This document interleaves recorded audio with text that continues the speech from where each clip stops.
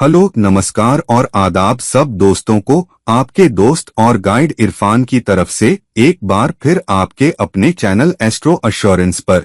जैसे जैसे हम इस साल 2021 के आखिर की तरफ बढ़ रहे हैं और अगले साल 2022 की तरफ बढ़ रहे हैं, हम सब शायद परेशान हो सकते हैं या घबराए हुए हो सकते हैं या फिर पॉजिटिव भी हो सकते हैं कि अगला साल 2022 हम सब के लिए कैसा रहेगा।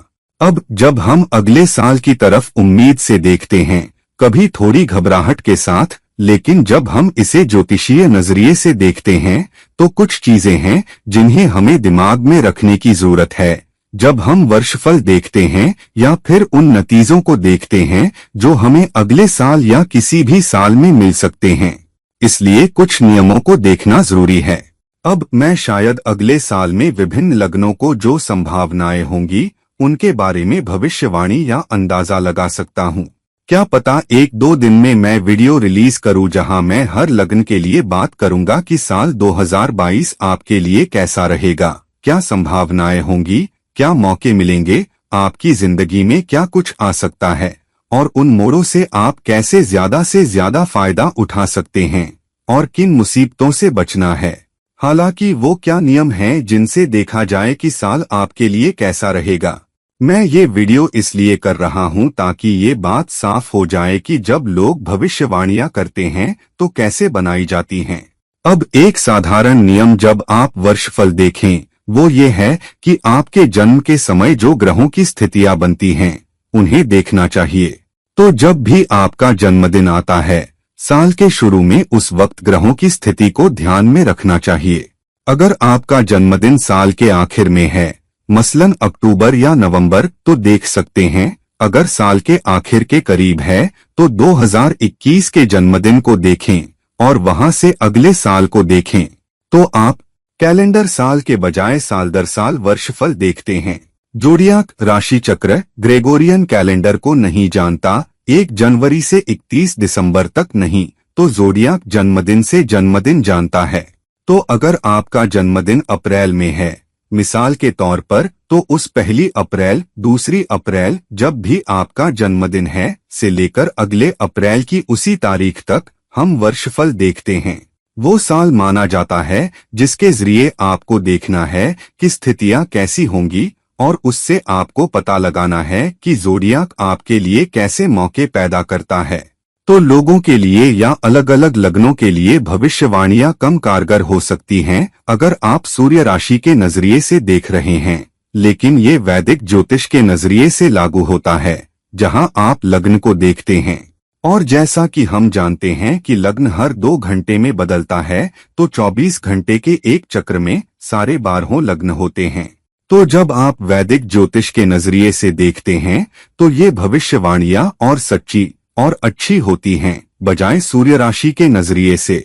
वरना उदाहरण के लिए धनु राशि वाले के लिए साल कैसा रहेगा, तो वैदिक ज्योतिष के नजरिए से आप जो भी लग्न हैं ये भविष्यवाणियां सही रहेंगी। दूसरा, आप वर्षफल में क्या देखते हैं।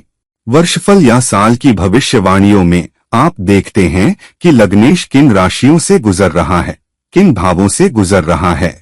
वे ग्रह जो तेज चलने वाले हैं या ग्रहीय संस्थाएं, मसलन शुक्र, मंगल, सूर्य, चंद्र, बुध, इनके लिए, क्योंकि ये तेज चलने वाले हैं, ये एक भाव में 20 से 45 दिनों के बीच रह सकते हैं। इतनी तेजी से ये चलते हैं या फिर वक्री हो जाते हैं वगैरह। सूर्य हर 30 दिन में एक राशि बदलता है, मोटा मोटी 30 दिन और कुछ घंटे। तो अगर आप सिंह लग्न में पैदा हुए हैं, जब सूर्य आपके दूसरे भाव, तीसरे भाव और चौथे भाव से गुजर रहा हो, जब सूर्य कन्या राशि, तुला राशि और वृश्चिक राशि से गुजर रहा हो, तो जाहिर है कि आपको उतने या उतने अच्छे नतीजे नहीं मिलेंगे जितने तब मिल सकते हैं जब सूर्य लग्न से गुजर रहा हो, धनु से जो एक अग्नि राशि है और मेष से भी जहां वो उच्च का होता है। तो सूर्य का राशियों से गुजरना, वो 30 दिन की अवधि आपके लिए बेहतर समय होगा बजाय उसके जब सूर्य कठिन राशियों या जल राशियों से गुजर रहा हो, जैसे अगर वो कर्क से गुजर रहा है या वृश्चिक या मीन से।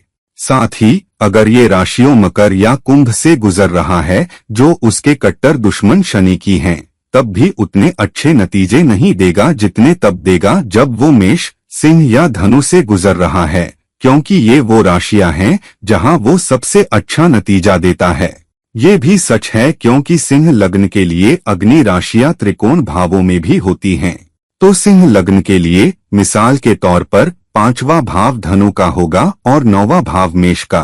तो जाहिर है सूर्य का इन राशियों से, इन भावों से गुजरना बाकी भावों और बाकी राशियों से बेहतर फल देगा। तो इस बात को नजर में रखना चाहिए कि साल भर में तेज चलने वाले ग्रहों के लिए जब वे ऐसी राशियों से गुजर रहे हों जो मित्र राशियां नहीं हैं, या नीच की राशियां हैं, या चुनौतीपूर्ण राशियां हैं, या उनकी प्रकृति के विपरीत हैं, तो जाहिर है उन दौरों में चुनौतियां होंगी, या संभावनाएं कम होंगी, या ज्यादा अच्छे नतीजे उन दौरों में होंगे। तो जब आप अपना वर्षफल या साल की भविष्यवाणियां देखें तो जरूर देखें कि लग्नेश कहाँ से गुजर रहा है, किन राशियों और किन भावों से, क्योंकि अगर वो तेज चलने वाला ग्रह है तो उन 20 से 45 दिनों के लिए उन तेज ग्रहों के लिए ये ध्यान रखते हुए कि वे वक्री हैं या नहीं, आपको ये भी देखना होगा कि वे क्या संभावनाएं पैदा कर रहे हैं, क्योंकि तब उस दौरान आप उनका सबसे अच्छा इस्तेमाल कर सकते हैं। दूसरा, आपको देखना होगा कि साल के दौरान आप किन दशाओं और अंतर्दशाओं से गुजरने वाले हैं, या अगर दशा बदल रही है या अंतर्दशा बदल रही है, क्योंकि दशा बदलने से नई संभावनाएं, नए अवसर आते हैं, और अंतर्दशाएं भी ज़ोडियाक के भेजे हुए सिपाही होती हैं, मतलब वे ज्यादा संभावनाएं पैदा करती हैं और दशा, महादशा वाले ग्रह को नतीजे देने में सपोर्ट करती हैं। तो आपको ये ध्यान रखना चाहिए कि अगर दशा बदल रही है या अंतर्दशा बदल रही है तो वो बहुत बहुत अहम हो जाती हैं। भले ही साल में कोई दशा या अंतर्दशा बदलाव न हो, मिसाल के तौर पर धीमी चलने वाले ग्रहों के लिए जहां दशा लंबी हो, जैसे शुक्र की दशा 20 साल लंबी होती है, खासकर अगर वो शुक्र बृहस्पति या शुक्र बुध या शुक्र शनि में आ जाए तो वो दशांतर्दशा के दौर लंबे होते हैं, तो वो लगभग पूरे साल को ढक सकते हैं, मसलन आपके वर्षफल में। तो फिर आपको देखना होगा कि आपकी कुंडली में इन ग्रहों की स्थितियां क्या हैं और वे साल भर किन भावों से गुजरने वाले हैं। भले ही साल में दशा या अंतर्दशा में कोई बदलाव न हो, आपकी जन्म कुंडली में उनकी स्थिति, क्या वे अच्छी स्थिति में हैं या बुरी स्थिति में हैं, क्या वे किसी पाप ग्रह की दृष्टि के अधीन हैं और क्या वे किसी दोष के अधीन हैं। तो अगर वर्षफल ज्यादातर किसी ऐसे ग्रह के अधीन होगा जिसकी दशा या अंतर्दशा पापी हो और वे अच्छी स्थिति में न हो, तो आप उम्मीद कर सकते हैं कि चुनौतियां मौकों के मुकाबले थोड़ी ज्यादा हो सकती हैं। हालांकि पापी ग्रह भी मौके देते हैं, आमतौर पर ये मौके बदलाव लाने वाली घटनाओं के साथ आते हैं। तो आप किसी घटना को चुनौतीपूर्ण घटना समझ सकते हैं, लेकिन वे घटनाएं वो भी हो सकती हैं जो आपको बदलाव की तरफ धकेलें।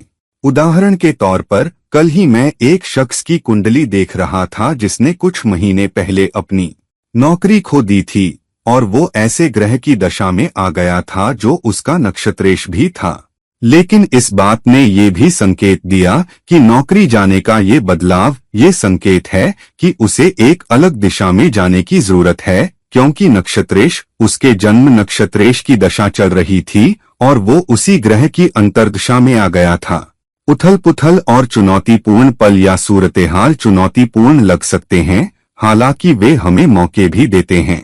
इसलिए एक इंसान को उन मौकों को देखने की कोशिश करनी चाहिए और उनका फायदा उठाना चाहिए, बजाय इसके कि वो निराश, घबराया, डरा या हताश हो, क्योंकि कागजों पर कुछ दशाएं या कुछ घटनाएं ऐसी लग सकती हैं जैसे उनमें सिर्फ चुनौती हो।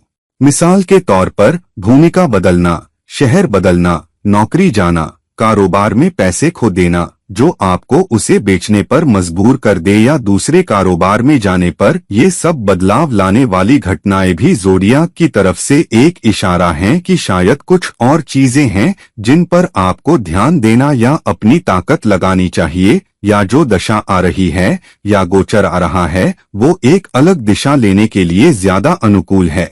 फिर गोचरों को भी देखें। गोचर बहुत बहुत अहम हो जाते हैं जो दशा और अंतर्दशा के ग्रहों से अलग होते हैं, क्योंकि दशा और अंतर्दशा के ग्रह भी गोचर से गुजर रहे होते हैं। लेकिन यहाँ मैं बात कर रहा हूँ मुख्य गोचरों की। शनि, बृहस्पति, राहु और केतु के गोचर आप पर ज्यादा असर डालते हैं, क्योंकि ये लंबी अवधि के गोचर होते हैं और इसलिए ये लंबे समय के मौके भी लाते हैं और उथल पुथल व चुनौतियां भी। तेज चलने वाले ग्रह के लिए मौका या चुनौती 20 से 45 दिनों के बीच आ सकती है, जो बहुत बड़ी अवधि नहीं है। कोई मौका आपके पास आ सकता है, आप किसी तेज ग्रह का मौका गवा दें और वो आगे बढ़ जाए।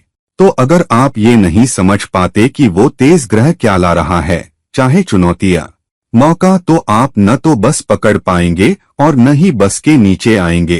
तो आपको इसे गहरे में और ज्यादा बारीकी से देखना होगा। ग्रह जैसा कि मैंने बताया, बृहस्पति, शनि, राहु और केतु, इनके बारे में ज्यादा सावधान रहना चाहिए कि ये कहाँ से गुजर रहे हैं, गोचर कहाँ हो रहे हैं।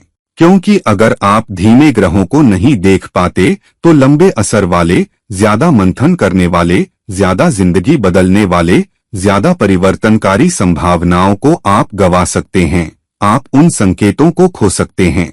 तो इन सब फैक्टरों को देखना जरूरी है। जब भविष्यवाणियां की जाए तो आपको देखना है कि आपकी जन्म कुंडली में लग्नेश कैसे स्थित है, फिर वो किन राशियों से गुजरेगा, कौन से महीने अच्छी राशियां, मित्र राशियां, उसके लिए बहुत अच्छी राशियां होंगी। लग्नेश क्या वो एक कठिन राशि से गुजरेगा लेकिन किसी त्रिकोण भाव से, या किसी अच्छी राशि से गुजरेगा लेकिन केंद्र भाव से, तो वे नतीजे भी आ सकते हैं। मिसाल के तौर पर लग्नेश चौथे भाव से गुजर रहा हो, या तो किसी बहुत मित्र राशि से, या अपनी राशि से, या उच्च की राशि से, तो ये प्रॉपर्टी का मौका ला सकता है, या नए घर में जाने का, निवेश करने का, या अपने घर को सजाने संवारने का। तो घरेलू जिंदगी से जुड़ा कुछ या निवेश से जुड़ा कुछ आ सकता है। तो ये जरूरी है कि तेज चलने वाले ग्रहों के लिए आप कैसे गहराई में देखें ताकि उनके संकेत समझ सकें। लंबी अवधि वाले ग्रह के लिए, क्योंकि वो किसी राशि या भाव में 1 साल तक रह सकता है, जैसे बृहस्पति या राहु और केतु लगभग 18 महीने, 1.5 साल तक, या शनि जो 2.5 साल तक एक राशि में रहता है, आपको उसे गहराई से देखने की जरूरत है। फिर योग, राजयोग या दोष, और उन ग्रहों के गोचर और दशा, और फिर अंतर्दशा भी। इन सब फैक्टरों को देखना होगा इससे पहले कि आप ये समझें कि साल कैसे गुजरेगा, और आप जन्मदिन से जन्मदिन के नजरिए से देखेंगे। और इसलिए जब मैं अगले साल 2022 के लिए सभी लग्नों की भविष्यवाणियां करूंगा तो यही नियम होंगे जिनका पालन करूंगा ताकि आपके लिए भविष्यवाणियां कर सकूं। दूसरा, अगले साल के गोचर बहुत अहम हैं, क्योंकि तीनों गोचर होने वाले हैं। असल में अगले साल 4 गोचर होने वाले हैं। मिसाल के तौर पर बृहस्पति मीन राशि में गोचर करेगा, शनि कुंभ राशि में गोचर करेगा, फिर वक्री होकर वापस मकर में आएगा। राहु और केतु भी मेष और तुला में गोचर करेंगे। 3 अहम गोचर अप्रैल के 1 महीने की अवधि में हो रहे हैं। तो ये बहुत बदलाव लाने वाला होगा। ये बहुत मौके भी लाएगा, लेकिन साथ ही जिंदगी बदल देने वाली घटनाएं, जिंदगी बदल देने वाली संभावनाएं, जिंदगी बदल देने वाले अवसर भी लाएगा। और इसलिए साल 2022 हम सबके लिए बहुत अहम साल होने वाला है। तो मेरा सुझाव आपको ये है कि इससे पहले कि मैं 2022 की भविष्यवाणियां करूं, अब ये समझें कि आपका लग्नेश अगले 1 साल या उसके आसपास कहाँ गोचर कर रहा है, किन भावों में, किस राशि में वो गोचर करेगा। जहां मुख्य ग्रह गोचर करेंगे जो जुड़े होंगे आपकी कुंडली में उन स्थानों से। और अगर आप 7.5 से गुजर रहे हैं जो शनि का चंद्र के ऊपर या चंद्र से 12वें या दूसरे भाव में गोचर है, तो वो भी बहुत अहम हो सकता है। और अगर पापी ग्रह आपकी कुंडली के लग्न या भावों पर से गुजर रहे हों, तो वे भी या तो मौके ला सकते हैं या बदलाव ला सकते हैं।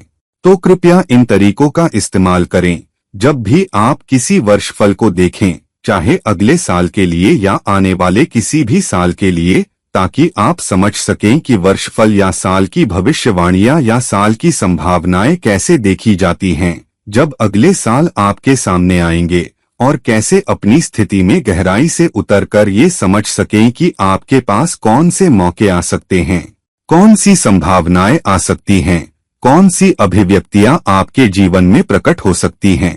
तो दोस्तों, इस वीडियो को लाइक करें, इस वीडियो को शेयर करें, और अगर आप मुझसे व्यक्तिगत परामर्श चाहते हैं तो कृपया मुझसे नीचे दिए लिंक पर संपर्क करें। किसी और वक्त किसी और वीडियो के साथ ये हैं आपके दोस्त और गाइड इरफान, साइनिंग ऑफ। नमस्कार, शुक्रिया।